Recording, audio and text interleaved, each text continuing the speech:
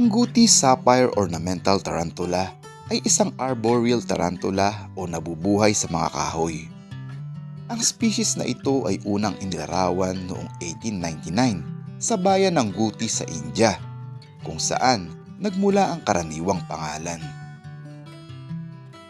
Dahil sa pagkasira ng tirahan nito dahil sa pagtutroso, ito ang naging malaking banta sa kanila. Kaya inuri ng IUCN ang species na ito bilang critically endangered.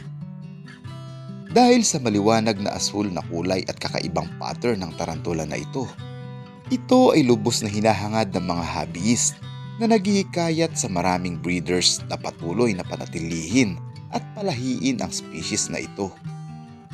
Ang mga babae ay maaaring umabot sa sukat na humigit kumulang 6 inches at nabubuhay ng humigit kumulang na 12 taon.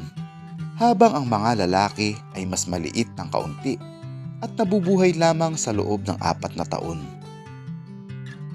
May ilang ekspertong humahawak sa species na ito, pero isang idea pa rin ang lumayo dito dahil bukod sa pagiging agresibo, ang kagat ng tarantula na ito ay may taglay na venom na nagdudulot ng matinding pananakit, pulikat ng kalamnan, pagbilis ng tibok ng puso, pagpapawis, pagduduwal at sakit ng ulo. Ang tarantula na ito ay napaka-photosensitive at hindi gusto ang mga maliliwanag na ilaw. Ginugugol nito ang halos lahat ng kanilang oras sa pagtatago.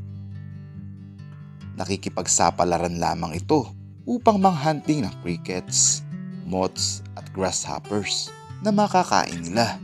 Gayon din sa tuwing sila ay humahanap ng maiinom na kaunting tubig.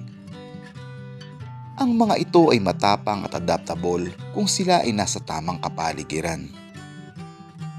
Habang sila ay lumalaki, ang mga balahibo nila ay sumasailalim sa extensive molting.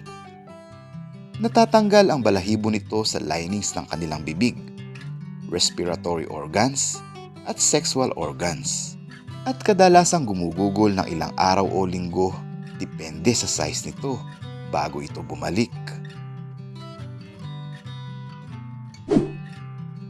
Thank you very much mga katrops! May nais ka bang ibahagi na kaalaman tungkol sa video na ito? Just comment down below sa ating comment section. Mag-iwan ka na rin ng thumbs up dyan.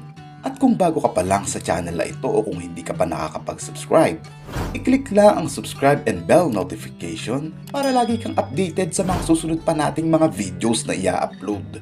Hanggang sa muli mga katrops!